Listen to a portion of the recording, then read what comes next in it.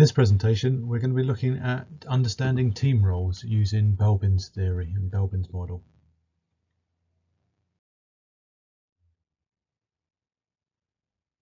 We are all unique.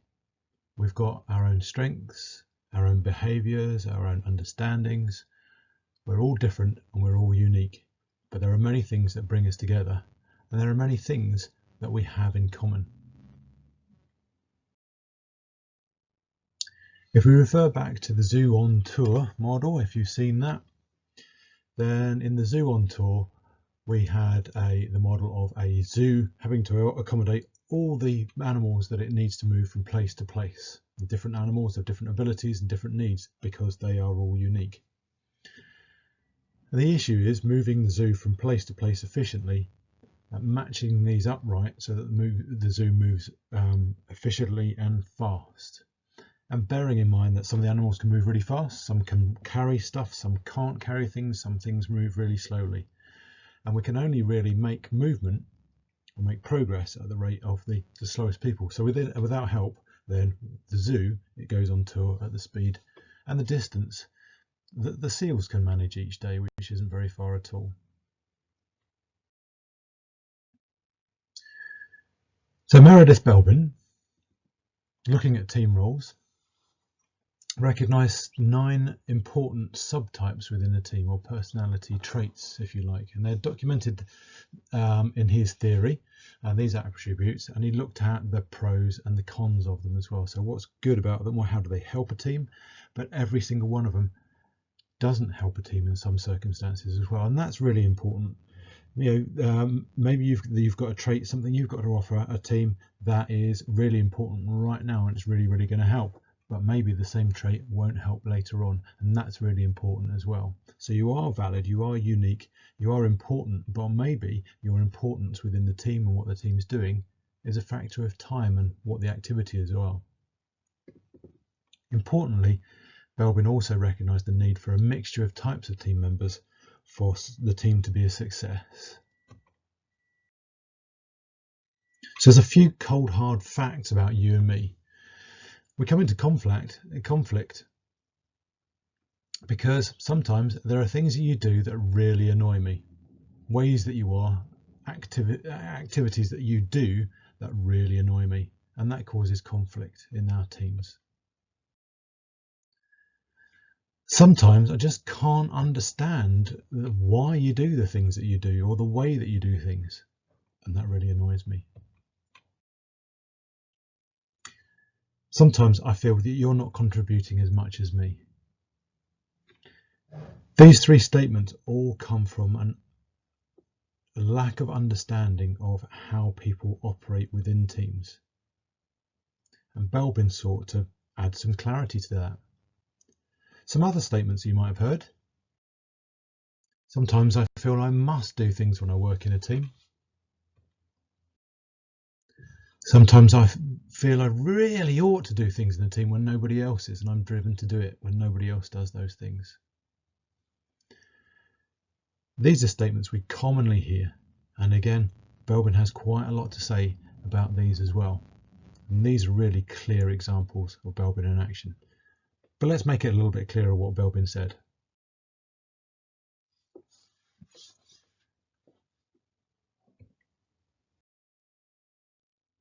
So we've adapted this for use on our courses, but basically Belbin's team roles were what you see on the screen there. So he had 9 roles: the monitor evaluator, the ideas generator, the cooperator, the high stress operator, the coordinator, the resource and people finder, the completer finisher, the activist, the specialist.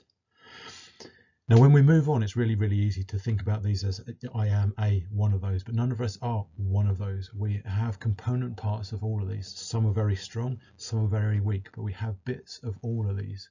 So we could be a weak completer finisher and a strong monitor evaluator. The person stood next to us could be a weak monitor evaluator and a strong ideas generator. And that's why having a variety of people in a team is really important, because they fill in each other's gaps.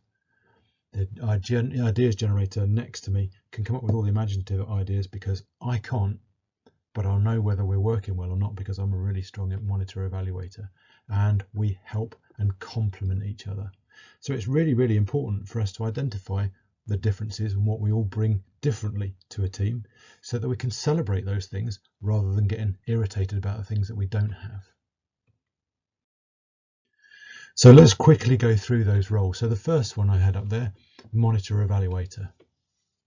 So monitor evaluator is watching what's going on and gauging it. How is it progress? Is it progressing fast enough? Is it too slow? And they are vital to keep the project to deadlines. Okay, you ask them what the time is, how long they've got left in a task, they'll know. Nobody else will have a Scooby, but they'll know how long it is. And that's really important. If you're going to make it to a deadline, you need to know how much time you've got left. They'll also be aware of the use of resources and time and people and things like that. They're great at watching. They'll stand off to one side so they can come across as being really lazy, or they can come across as knowing their stuff but not doing anything about it. But if you bear in mind that they know the stuff, then tapping into that will help you keep on track in projects. So we have an ideas generator. Belbin called this the plant, and they continually come up with new ideas. They're really imaginative. They come out of left field with random stuff, absolutely fantastic. They don't care about the ideas. They just keep coming up with ideas. They see a situation, they come up with an idea. And they're vital for imaginative solutions, but they're not very practical at all. And they might seem like they're not paying attention because they're off on the next thing, or their brain's working at something else. And they can seem to lack follow through, and they can seem really, really random, but you need them for imaginative solutions to ideas. And they're great if everything needs to change at the last minute. Need an idea? Well, there you go. That's what they do. Next one is a cooperator, and Belbin called this a team worker. Okay. And these are the people that are that support the work within the team. They can seem to lack drive. You don't get them to do something, they'll just stand around and look after other people around them. Okay, they'll put other people first all the time. They communicate readily because they're looking after people, but they can be really poor at making decisions because decisions are their thing. Looking after people is their thing, but they're really, really, really important. They're the unsung hero within a team, and they just get on with it. But really important, they care for their fellow team members. So they're really, really important. The next one is Belbin's shaper, or the high stress operator. Now these guys can be really, really annoying. They're bored most of the time. They can be really irritating because they don't seem to be bothered by what progress happens or any lack of it. They can also seem to be aloof and irritating. And if they jump into a leadership role, they can seem really autocratic because they'll leave things to the last moment. They are the crammers at school.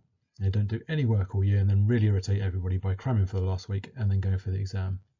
But they are vital because they work under pressure. They only work under pressure. So they're doing nothing most of the time. But when something goes wrong and you're up against it, this is their moment to shine, and they'll step in there and they'll get stuff done. And the reason why they're bored and not doing stuff is because there's not enough pressure yet. So when things change at the last minute, something goes wrong, they're the person to turn to, and they will drive you forward. The coordinator. They're driven to bring people together. They share information freely, they understand interrelationships, and they're vital for the team to create and continue a common purpose and to coordinate literally what's happened between different team members. However, while they're doing that, they can come across as really, really bossy and sometimes lazy as well because they're busy coordinating everybody and not necessarily doing anything else. They've got their place and making sure that each team member is doing something that fits in with what everybody else is doing as well. Belbin's resource investigator, or our resource and people finder. They're really extroverted.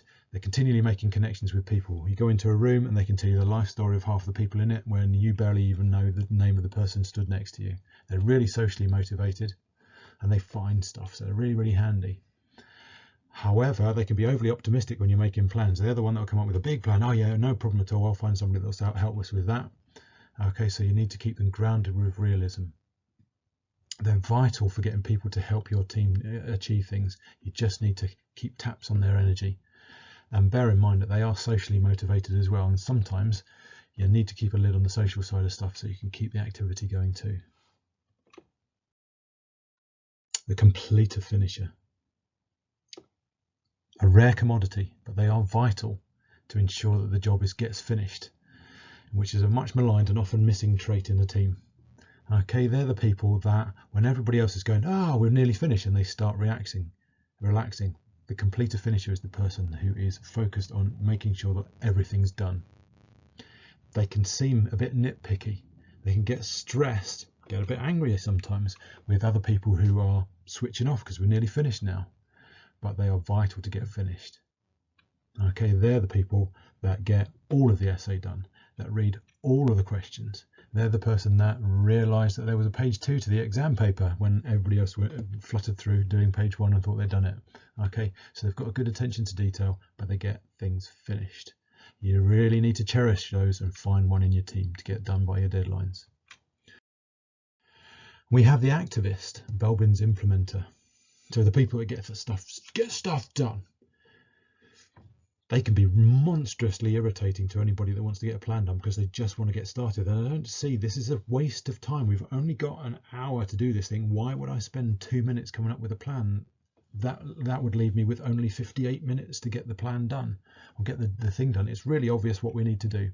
So they can stifle imagination because imagination takes a little bit of time and they can really stress people out. However, they add energy to your project.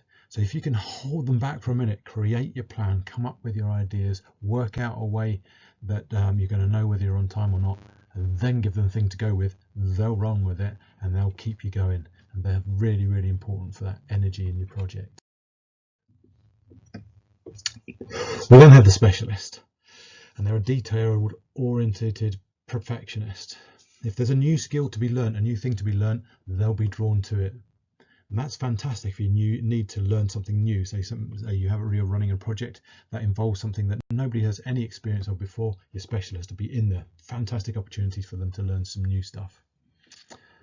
While they're doing that though, they will have forgotten all about the project itself and they can go properly down a rabbit hole. So you need to keep them working at a level that you actually need them to, and then pull them back out again to get them to contribute. They can be easily and completely sidetracked, but they are vital to bring specialist skills and knowledge to a project where other people just can't be bothered. They can love a spreadsheet. Get them involved, keep them focused. They can do the grunt work at the stuff that you don't want to do, and they will love it, and then move them on to something else, or they can learn a new skill and keep them involved. So those are the roles that Belbin identified. He also identified 2 other areas. Okay, and types of or way these roles affect people, and you can think of them as your role strength. So some roles are primary roles. Those are the ones that we're drawn to. Remember that statement? I feel I have to do this thing. Those are the ones we're drawn to. Quite often you'll find somebody stood at the edge of an activity, watching what everybody's doing, making sure that they're doing the right thing in the right place. They're either a monitor, evaluator, or a coordinator, and they're doing it without even realizing it because it's a primary role. Some other ones are manageable roles, and those roles are everybody's working together, and sometimes someone will realize actually we could really do with somebody coordinating what's going on here. I better do that because nobody else is doing it. They are fulfilling or filling a gap, if you like, in the team's activity. And that's a manageable role. So they've got a reasonably high level within that role, but they don't do it naturally. They'll do it if it's missing in everybody else. So they complement people that way. So we've got all of these things. We've got different parts of all of these roles within us, and some will naturally be pushing that area, and some of them will do it if nobody else has that area. We've got little bits of all of them, and in that way that we're all completely different in Belbin's view of the world, but we all contribute important elements to the activity of the team. So primary roles, I must do things when I'm working in a team, and manageable roles, I really feel I ought to do things when nobody else is. So effectively, if you were to put a graph of each of these 9 things, we're effectively wandering around a group of walking graphs. And Belbin says that we've got different amounts of each type of behaviour when we're in a team. And all of our graphs are different. And our graphs are complementary and supportive of each other.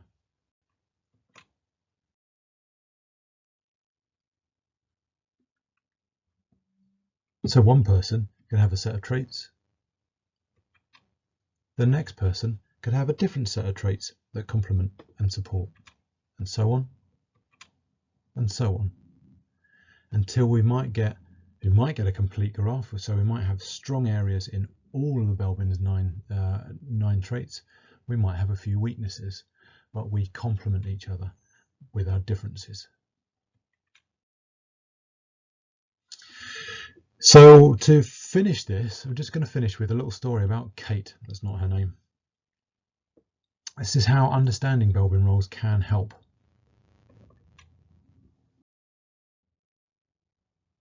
So this is Kate. Kate exists in a team, and she's in a committee. She's in a community committee, and she's really annoying the rest of the team. And Kate really annoyed the rest of the team because she was continually coming up with ideas.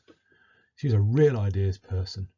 Came up with some fantastic ideas. The only problem with Kate was that she kept coming up with ideas all the time, constantly. The rest of the team were really annoyed by Kate coming up with these ideas, never following them through, moving on to the next one. And they always felt that Kate was really lazy because she was leaving stuff for them to do. Until it was explained to them through the use of Belbin's theory that actually Kate is a massive ideas person, a massive plant, and a tiny implementer. And with that knowledge, they could understand what was driving Kate to do these things.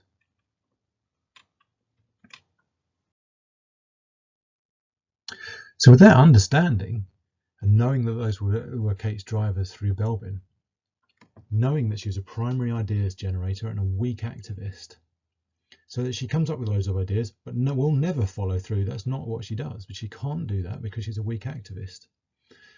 They realised that she had a role in her team. Kate has ideas. So the others analyse and implement the ones they like. And Kate doesn't care about the ones they don't like because she's busy coming up with new ones.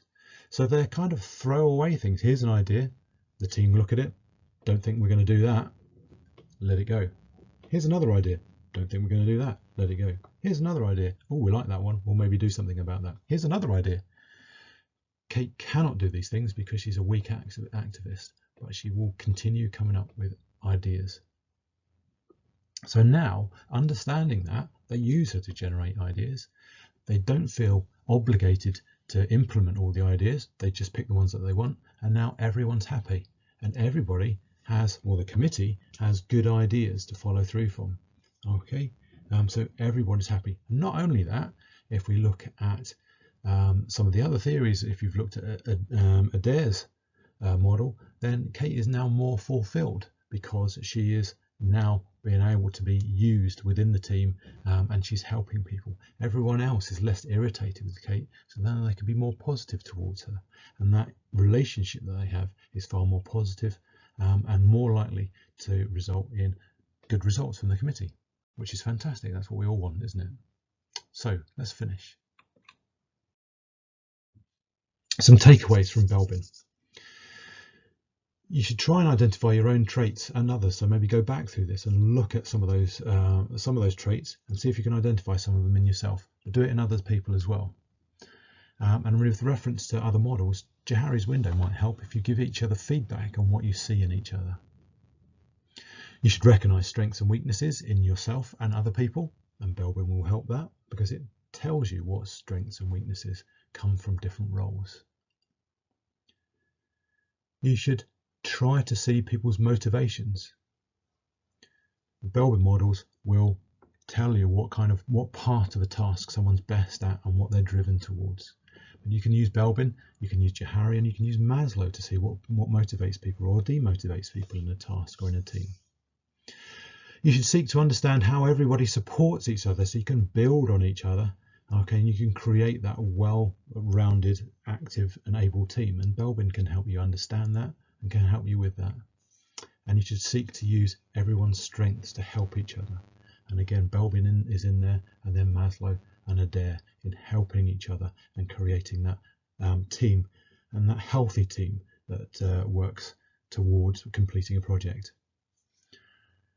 And that's Belbin in a nutshell. There's far more to it than that, but that'll give you an understanding of Belbin's take on roles within a team and how we fulfill them. Good luck, everybody.